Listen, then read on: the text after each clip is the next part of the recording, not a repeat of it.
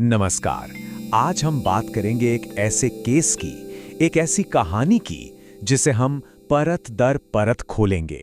ये सिर्फ एक खौफनाक जुर्म की दास्तान नहीं है, बल्कि ये कहानी है हमारे पूरे जस्टिस सिस्टम की। ये सवाल ही इस पूरे केस का दिल है, इसकी रूह है कि आखिर ऐसा कैसे हो सकता है।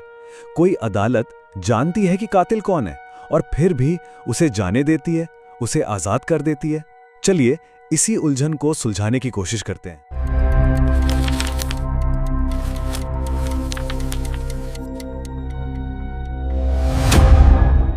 तो चलिए शुरू करते हैं कहानी की पहली परत, एक जिंदगी जो छीन ली गई। ये है प्रियदर्शनी मट्टू। सिर्फ 25 साल की थी, दिल्ली यूनिवर्सिटी में लॉ की पढ़ाई कर रही थी। श्रीनगर से दिल्ली आई थी आंखों में बड़े बड़े सपने लेकर। जो भी उन्हें जानते थे कहते थे कि वो बहुत ही ब्राइट, बहुत ही एम्बिशियस लड़की थी। लेकिन जो भयानक हादसा हुआ उसकी आहट बहुत पहले से सुनाई दे रही थी, करीब 2 साल से। उनके कॉलेज का ही एक सीनियर था, संतोष सिंह। वो लगातार प्रियदर्शनी का पीछा कर रहा था, उन्हें हैरास कर रहा था।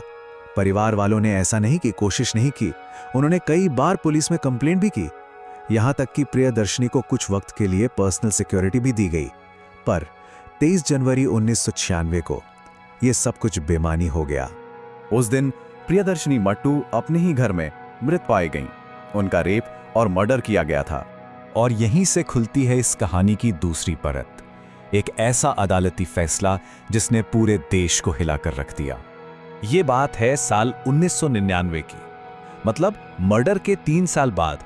जो मुख्य आरोपी था संतोष कुमार सिंह, उसे बरी कर दिया गया, एक्विटेड। और इस फैसले में जो सबसे ज्यादा चौंकाने वाली बात थी वो थे जज साहब के खुद के शब्द। उन्होंने कहा, मैं जानता हूं कि यही वो आदमी है जिसने ये जुर्म किया है, लेकिन मैं उसे शक का फायदा देते हुए बरी करने पर मजबूर हूं। सोचिए जरा इस बात को, एक जज अपनी कुर्सी पर बैठकर कह रहा है कि मुझे पता है कातिल कौन है, पर मैं कुछ नहीं कर सकता। इससे बड़ा पैराडॉक्स न्याय के लिए और क्या हो सकता है।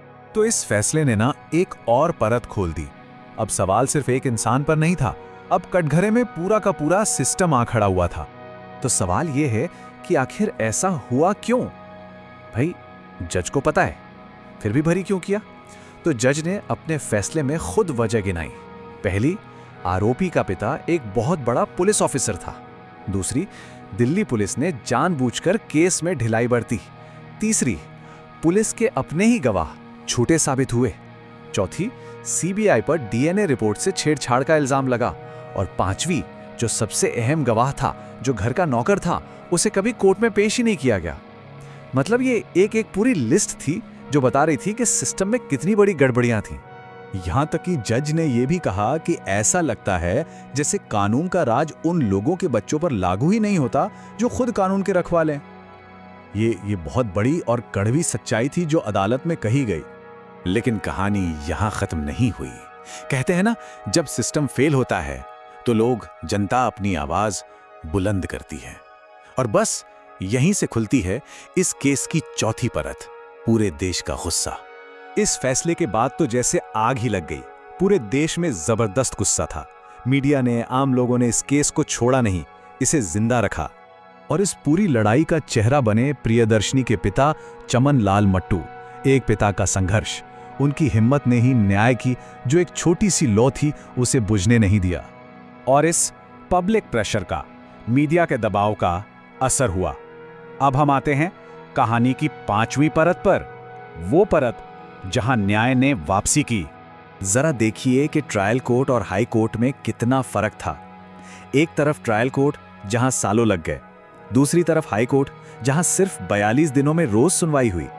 जहां पहले सबूतों को खारिज कर दिया गया था, वहीं अब उन्हीं सबूतों को पुख्ता माना गया। और नतीजा बिल्कुल पलट गया, बरी से दोषी। तारीख थी 17 अक्टूबर 2006। दिल्ली हाई कोर्ट ने संतोष कुमार सिंह को रेप और मर्डर दोनों का गुनहगार माना। कोर्ट ने कहा कि यह case rarest of the rare है, मतलब ऐसे जघन्य अपराधों में से एक जो पूरे समाज की आत्मा को कंपा देते हैं। और सजा दी गई मौत की। पर यह लंबी कानूनी लड़ाई अभी खत्म नहीं हुई थी।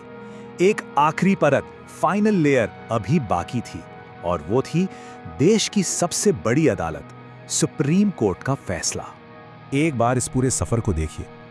1996 में मर्डर हुआ, 1999 में ट्रायल कोर्ट ने बरी कर दिया, 2006 में हाई कोर्ट ने दोषी ठहराया और मौत की सजा भी, और फिर फाइनल फैसला आया 2010 में। पूरे 10 साल, एक दशक का लंबा संघर्ष। 2010 में सुप्रीम कोर्ट ने हाई कोर्ट के फैसले को सही तो माना, मतलब संतोष सिंह को दोषी ही माना गया, लेकिन मौत की सजा को उम्र कैद में बदल दिया। तो इस आखिरी फैसले ने न्याय की इस कहानी पर एक और बहुत ही कॉम्प्लिकेटेड परत चढ़ा दी, और ये हमें एक बहुत ही अहम सवाल के साथ छोड़ जाता है कि जब इंसाफ मिलने में एक दशक यानी 10 साल लग जाएं, तो क्या वो वाकई में इंसाफ है? इस पर सोचिएगा जरूर।